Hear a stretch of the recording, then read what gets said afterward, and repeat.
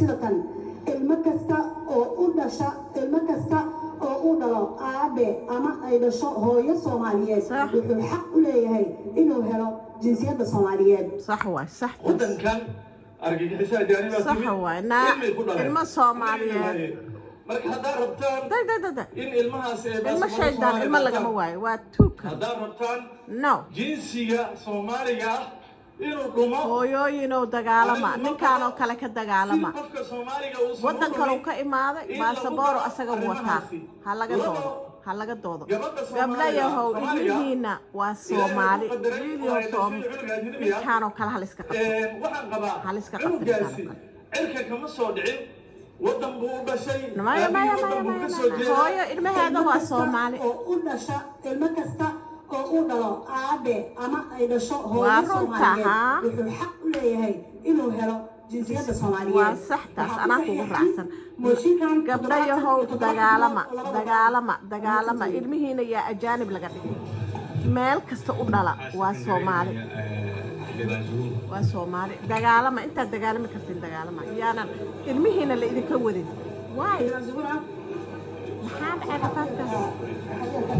meel ugu dawsado maya hala dagaalamo annaga hanoo keenin sheekadaas Soomaali waa isku mid ninka soo dhashay hooyada dhashay kan aabaha dhalay waa Soomaali cunugaas ajaanibka ma aha adaa dhashay waaye adaa dhashay calooshaada ka soo baxay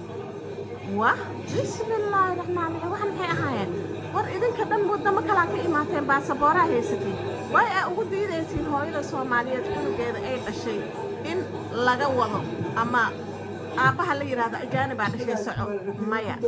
ajaanib ma jiro wadama ka wada imaateen kulligiina waa idin naqaana baasaboorada ka wadatiin waxaan soo kacay inaan sakan gareeyo arrinta muhiimka ah ee taariikhiga ah 6 sanadood dastuurka lagama hadal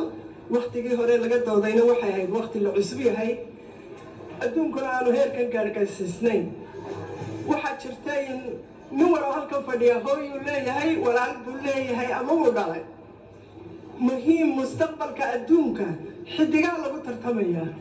markaas waxay ku tartamayaan hadda ilmihii Soomaali dhashay inay wadaan no labada baal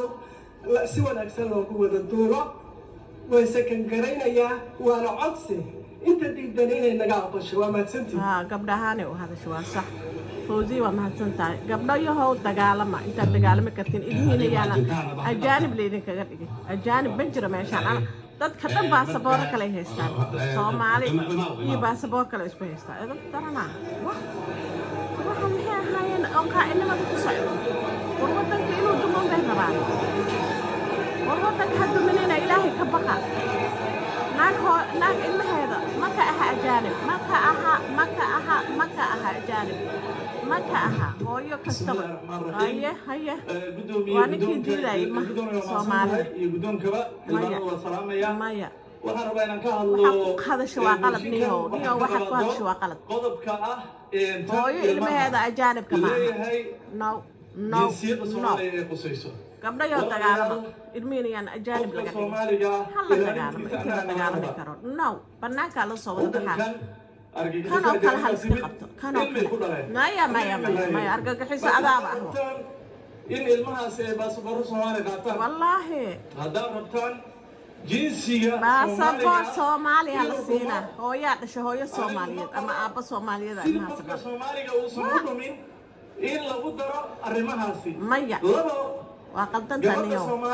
Soomaaliga niyo adaan ku bahaysid Soomaaliya ku bahaysaa Soomaaliya gudniinka ka dhaf waxaan qabaa cunugaasi cirka kama soo dhicin wadan buu u dhashay aabihii wadan buu adiba wadan kala aad ka haysataa baasaboor kale ha ka keento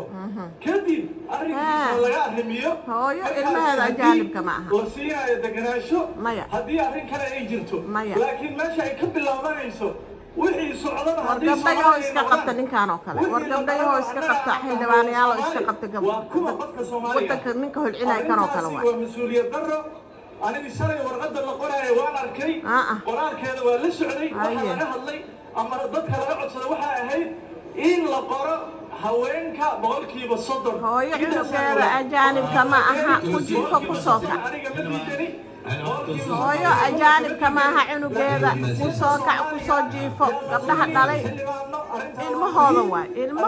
haddaad furtaan waa kum no kanoo kale hal iska qabto warkanoo kale hal iska qabto warkanoo kale wardadoodanoo kale iska qabta aan ogahay looyar tahay aad u fiican tahay laakiin wixii ay u batay karaan waxaan rabaa ajintaan oo ansaxiya qodobkaas markii doodiisa la gaaro wixii shareecada islaamka loo baahdana mooshinka waa aqbalnay waa dhegaysanay raali ahaw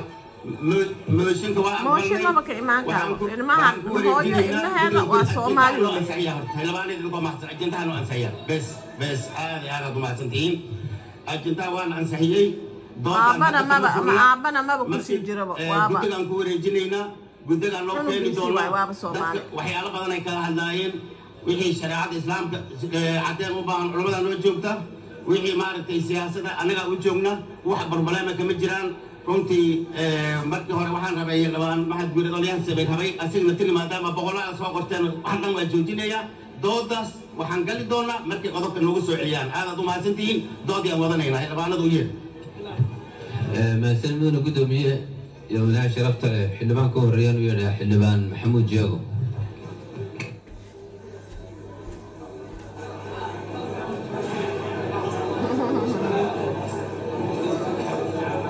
hooyo ilmaheedaa la leeyahay waa lagaa wadaa waa ajaanib caqli ma aha taas subxaanaka yaa allah aabbaha cunugku dhalo horta waa cunug Soomaaliya laakiin hooyada markay guursato ninka oo ilaahay u calfo awlaad ay dhasho ilmaheeda waa Soomaali bismillaahir rahmaanir rahiim meelahaad ka wada imaateen baasaboor kala guddoonka labada aqal dadka basaas idin ma gelina waa ugu galaysa labadiisa aqal saxaafadda ciidamada amniga labada guddiga dib u eegista iyo guddiga madaxa bannaan dhammaan waa assalaamu calaykum waraxmatullaahi wabarakaatu mudane gudoomiye waa mahadsan tahay xogaa buuq badan baa ka jira safkaas idinkoo mahadsan markuu hadlayo xildhibaanku in la dhegeysto mudane gudoomiye waa mahadsan tahay waa doodkii socotaan rabaa inaan ka hadlo cutubka koowaad ee lagu jiro qodobkiisa saddexaad mabaadi'da aasaasiga mudane gudoomiye mabaadi'da aasaasiga ee jamhuuriyadda federaalka Soomaaliya